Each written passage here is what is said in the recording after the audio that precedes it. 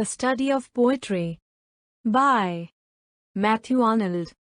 Matthew Arnold was one of the foremost poets and critics of the 19th century.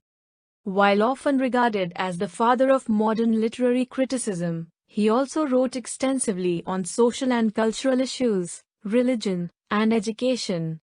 His poetry has also had an enormous, though underappreciated, influence. Arnold is frequently acknowledged as being one of the first poets to display a truly modern perspective in his work. इस निबंध में Arnold ने कविता की कला के साथ साथ आलोचना की कला की भी आलोचना की है। अर्नोल्ड का मानना है कि कविता की कला उच्च नियति के लिए सक्षम है। यह वह कला है जिसमें विचार ही तथ्य है। उनका कहना है कि हमें कविता के मूल्य को समझना चाहिए क्योंकि यह कविता है जो हमें जीवन का आईना दिखाती है। अर्नोल्ड के अनुसार विज्ञान कविता के बिना अधूरा है और धर्म और दर्शन कविता को रास्ता देंगे। अर्नोल्ड कविता को जीवन की आलोचना के रूप में बताते हैं जिससे प्लेटो के आरोप का खंडन होता है और कहते हैं कि जैसे जैसे समय बीतता जाएगा आदमी को कविता में आराम और एकांत मिलता रहेगा। अर्नोल्ड का कहना है कि जब कोई कविता पढ़ता है तो वह यह अनुमान लगाने के लिए जाता है कि यह सबसे अच्छे रूप में है या नहीं। यह तीन तरह से होता है: वास्तविक अनुमान, ऐतिहासिक अनुमान और व्यक्तिगत अनुमान। वास्तविक अनुमान एक निष्पक्ष दृष्टिकोण है जो कविता के मूल्य का न्याय करने के लिए ऐतिहासिक संदर्भ और रचनात्मक संकाय दोनों को ध्यान में रखता है। लेकिन वास्तविक अनुमान अक्सर ऐतिहासिक और व्यक्तिगत अनुमान से अधिक होता है। ऐतिहासिक अनुमान ऐतिहासिक संदर्भ को कला के मूल्य से ऊपर रखता है। दूसरी ओर व्यक्तिगत अनुमान व्यक्तिगत स्वाद, पाठक की पसंद और नापसंद पर निर्भर करता है जो कविता के उसके निर्णय को प्रभावित करता है। अर्नोल्ड का कहना है कि इन दोनों अनुमानों में गिरावट है। ऐतिहासिक और व्यक्तिगत अनुमान अक्सर वास्तविक अनुमान की देखरेख करते हैं। लेकिन अर्नोल्ड का यह भी कहना है कि यह स्वाभाविक है। कविता की ऐतिहासिक पृष्ठभूमि और उसके विकास का अध्ययन अक्सर आलोचकों की आलोचना के कारण होता है क्योंकि इसका ऐतिहासिक महत्व है। ऐतिहासिक अनुमान कविता को एक ऊंचे स्थान पर ले जाता है और इस प्रकार किसी को उसकी कमजोरियों को समझने से रोकता है। यह ऐतिहासिक अनुमान है जो क्लासिक्स के निर्माण की ओर ले जाता है और कवि को मानक जैसे लगभग भगवान तक पहुंचाता है। अर्नोल्ड का कहना है कि यदि कोई कवि वास्तव में एक क्लासिक है तो उसकी कविता पाठक को वास्तविक आनंद देगी और उसे अन्य कविता की तुलना और इसके विपरीत करने में सक्षम करेगी जो समान उच्च स्तर के नहीं हैं। अर्नोल्ड के अनुसार यह कविता का वास्तविक अनुमान है। इस प्रकार अर्नोल्ड अपने पाठकों से अपील करता है कि वे क्लासिक्स को खुली आंखों से पढ़ें और इसके दोषों के प्रति अंधे न हों। यह एक उचित मूल्य के साथ कविता को रेट करने में सक्षम करेगा। यहाँ अर्नोल्ड नकल के विचार के बारे में बोलते हैं। वह कहता है कि जो भी पढ़ता है या जानता है वह उसके पास वापस आता रहता है। इस प्रकार यदि कोई कवि क्लासिक्स के उच्च मानकों तक पहुँचना चाहता है तो वह सचेत रूप से या अनजाने में उनकी नकल कर सकता है। यह उन आलोचकों के लिए भी सच है जो एक निष्पक्ष वास्तविक अनुमान के बजाय ऐतिहासिक और व्यक्तिगत अनुमान पर वापस जाते हैं। ऐतिहासिक अनुमान प्राचीन कवियों के अध्ययन को प्रभावित करता है जबकि व्यक्तिगत अनुमान आधुनिक या समकालीन कवियों के अध्ययन को प्रभावित करता है। अर्नोल्ड ने कविता के विश्लेषण के टचस्टोन पद्धति का प्रस्ताव किया है ताकि यह निर्धारित किया जा सके कि यह उच्च स्तर का है या नहीं। उन्होंने कहा कि इस विधि को अनुदैर्ध्य के अपने विचार में कहा कि लोंगिनस से उधार लिया गया है कि यदि उदात्तता का एक निश्चित उदाहरण आदतों, स्वाद या उम्र की परवाह किए बिना किसी को भी खुश कर सकता है और हर समय खुश कर सकता है तो यह उदात्त का एक सच्चा उदाहरण माना जा सकता है। इस विधि को पहली बार एडिसन ने इंग्लैंड में सुझाया था जिसमें उन्होंने कहा था कि उनके पास शास्त्रीय कार्यों को पढ़ने वाले व्यक्ति होंगे जो समय और स्थान की कसौटी पर खड़े होंगे और उन आधुनिक कार्यों को भी करेंगे जो समकालीनों के बीच उच्च प्रशंसा पाते हैं। अगर आदमी उनमें कोई खुशी पाने में नाकाम रहता है तो वह निष्कर्ष निकालता है कि यह लेखक नहीं है जिसमें गुणवत्ता की कमी है, लेकिन पाठक जो उन्हें खोजने में असमर्थ हैं। अर्नोल्ड टचस्टोन विधि को समय परीक्षण किए गए क्लासिक्स से उदाहरण लेते हुए और अन्य कविता के साथ तुलना करके यह निर्धारित करते हैं कि क्या वे क्लासिक्स के उच्च काव्य मानक के अधिकारी हैं।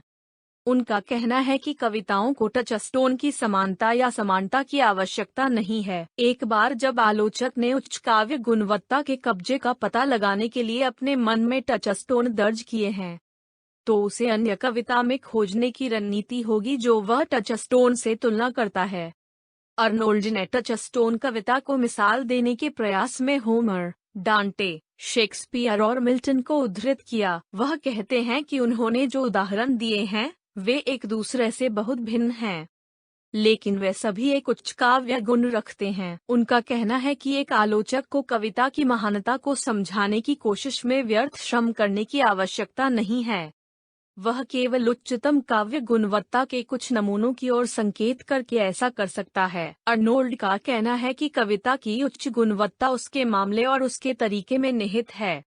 इसके बाद वह अरस्तू के अवलोकन से जाता है और कहता है कि कविता का सबसे अच्छा रूप उच्च सत्य और गंभीरता रखता है, जो अपने विषय के साथ साथ बेहतर साहित्य के साथ बनाता है जो इसके तरीके को चिन्हित करता है। हालांकि अर्नोल्ड का उल्लेख है कि इस पद्धति का असली बल इसके आवेदन में निहित है, इसलिए वह आलोचकों से कविता का विश्लेषण करने और रेट करने के लिए टचस्टोन विधि लागू करने का आग्रह करता है।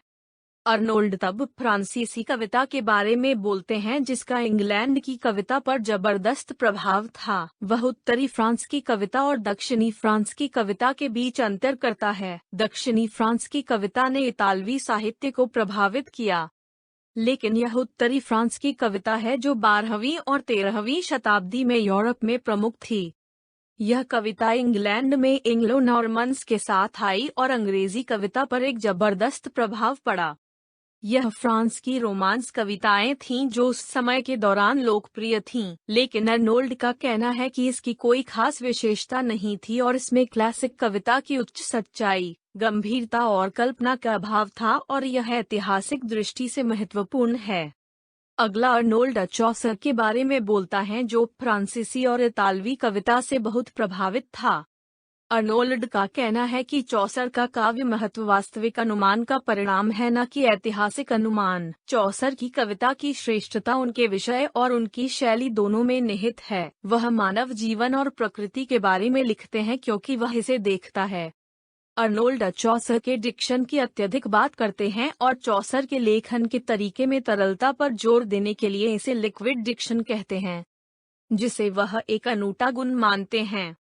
अर्नोल्ड हालांकि कहते हैं कि चौसर एक क्लासिक नहीं है। वह चौसर की तुलना डांटे से करता है और बताता है कि चौसर में क्लासिक्स की उच्च गंभीरता का अभाव है जिससे वह उच्च सम्मान से वंचित है।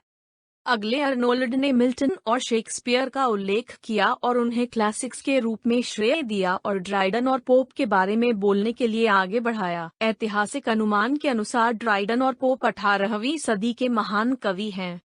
अर्नोल्ड मानते हैं कि ड्राइडेन और पोप कवियों की तुलना में बेहतर गद्य लेखक थे। पुनर्स्थापना अवधि ने उचित कल्पनाशील गुणवत्ता के साथ एक फिट गद्य की आवश्यकता का सामना किया और यही ड्राइडन और पोप ने प्रदान किया।